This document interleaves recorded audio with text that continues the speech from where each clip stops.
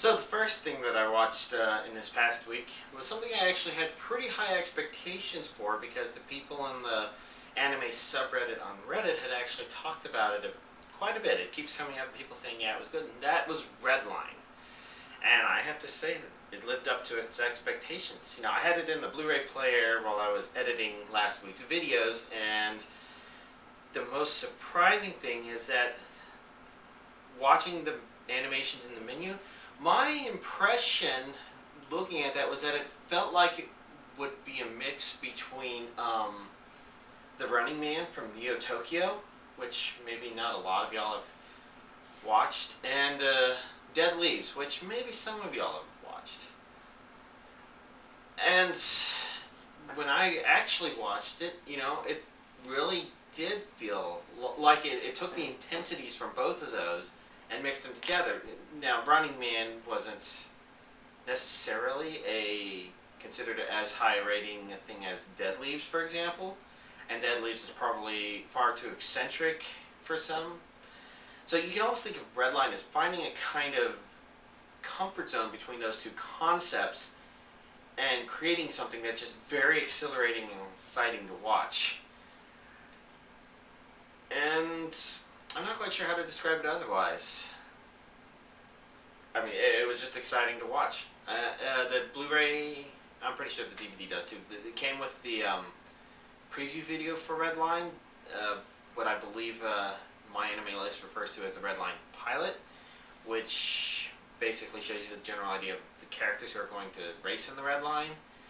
And it was okay, but the real thing is just a lot more spectacular than that, and for good reasons, because one of them tells a kind of story, even though there's a lot of watching Redline isn't really the story itself, since the story is more of a way for the movie to build up to its ending, as opposed to like trying to I guess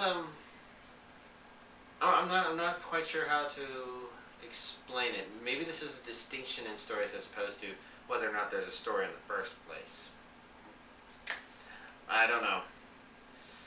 Anyways, the next thing I watched was so last week in Inside the Box I showed Paradise Kiss, and one of my intentions was to watch Paradise Kiss before last week's Inside the Box. I never got around to that, but since it is something I had started, I definitely wanted to watch it and finish it finally, and so I started over from the beginning and watched it. And so let's see, it definitely didn't sit well for me, where for me it wouldn't have been something rated an 8. I guess though that while there were some things about it that really annoyed me, I'd put it around a middle a so-so anime for me overall. And I guess part of the reason for that, now this is probably something a lot of other people felt as well, but maybe this was intentionally done by the anime is what I'm saying, but I kind of had trouble sympathizing with the main characters from the get-go.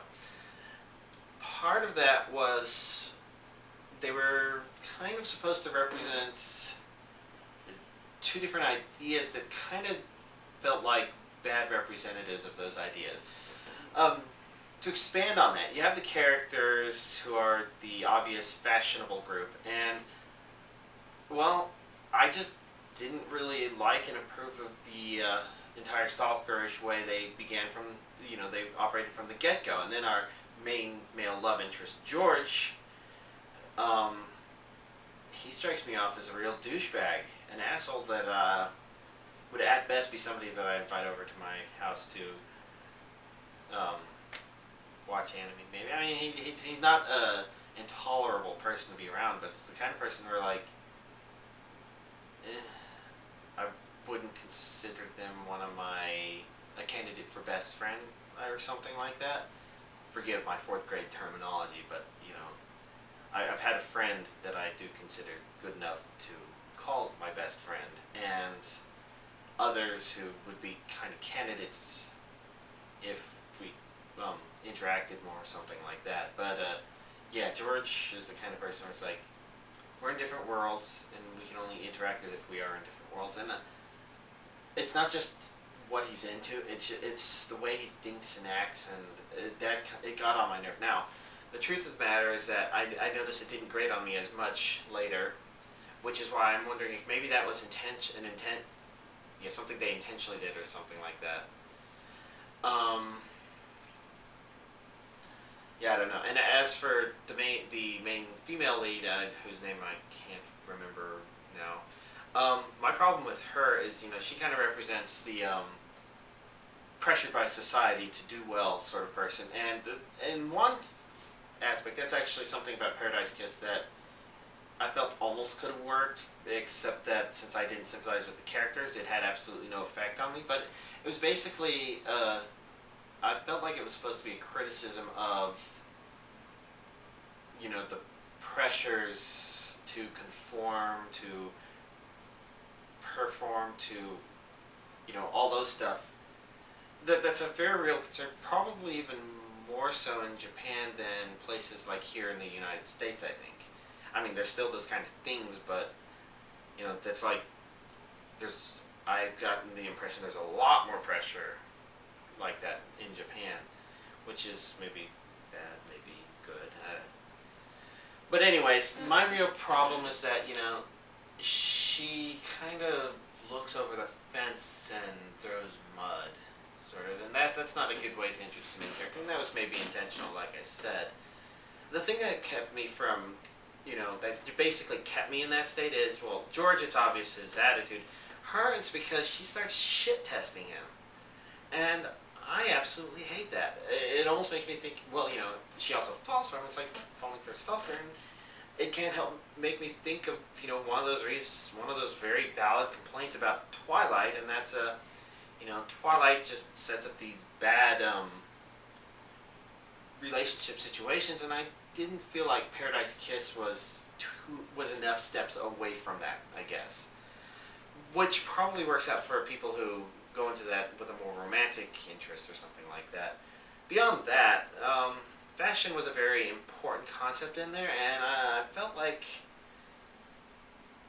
it was kind of weakly done. Like it was just thrown in our faces, sort of like a Bleach opening, but not really explained too well. It's sort of like Princess Tuto. One of the things I can really respect about that series is that, we're given more of an idea of ballet under the assumption we don't know a lot about it, I assume. And we see it from the point of view of somebody who's both really good at it and really bad at it, and, learning about it and being able to go between the two states. And, it didn't feel like there was anything like that in Paradise Kiss, where we were just supposed to kind of either accept it as fact or just kind of say, well, they look pretty. And they did, but it also kind of felt thrown in my face, sort of. That one wasn't as big a complaint so much as a lack of traction for me, really. I guess, other than that, the only other problem is that it just kind of flowed along with little bumps in the road. It's like if you can think of something that really brings you in as a show where maybe there's bumps, but then there's a mountain or something that's the whole point of watching the show. If the storyline, the character has to climb a mountain. Then in this one, it was kind of just road bumps the whole way, maybe a speed bump or two, but it kind of felt like it just went forward. Now maybe that's not bad either, because that makes it a very slice of life thing, and like a lot of other slice of lives, like I said, I kind of had trouble connecting with the characters. So overall, I can kind of see why a lot of other people would really like it. So it's just unfortunate that it has to be a personal meh for me. Oh, well, that's a really long explanation about Paradise Kiss, because, well, I guess I don't know if I'll have a whole lot to say about the others. Well, the last one, yes, but the next thing I watched was Fairy Tail Set to Disc 2, and part of the motivation there is my friend has been enjoying it, and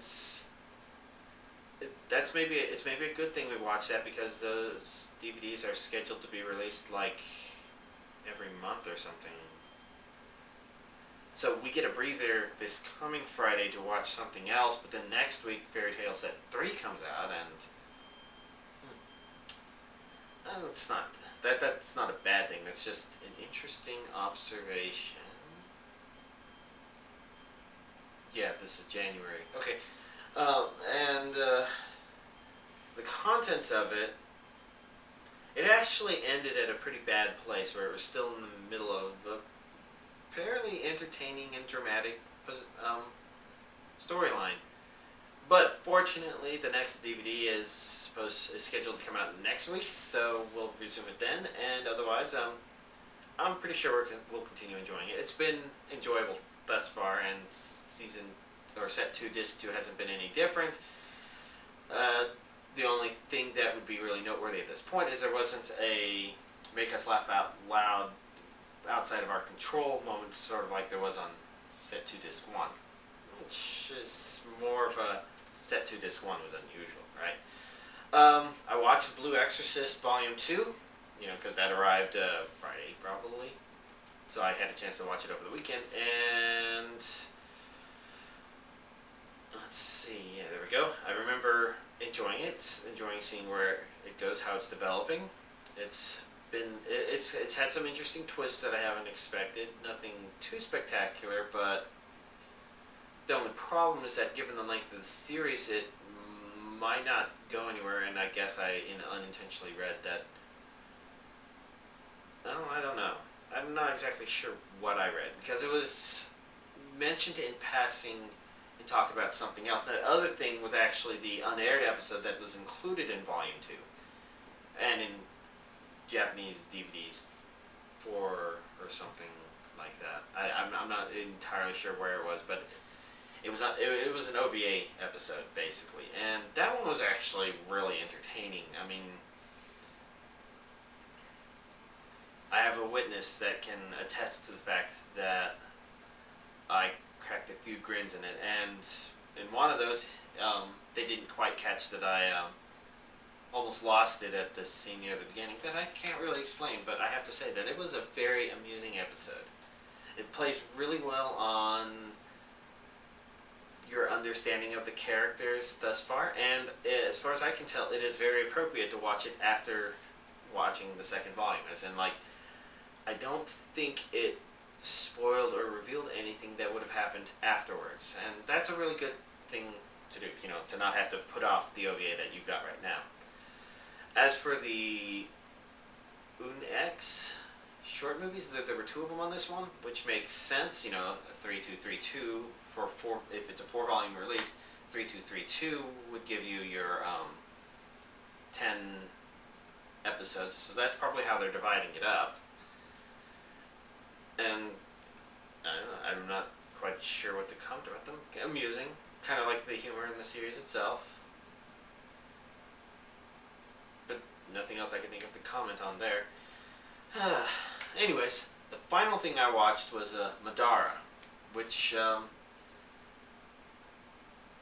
it was actually pretty strange putting a DVD in. So I've always known that just looking at the DVD, the main character looked like Tetsuo from Akira.